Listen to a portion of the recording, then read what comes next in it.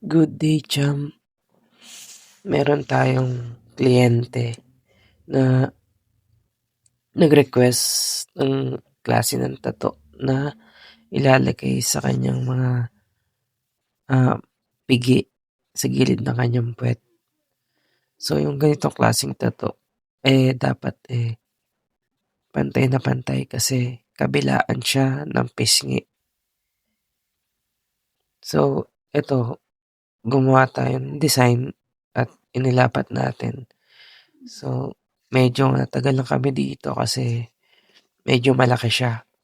So, ginawa namin 'to ng madaling araw after ng work niya hanggang sa matapos namin yung isang set at napakatibay ni ate dahil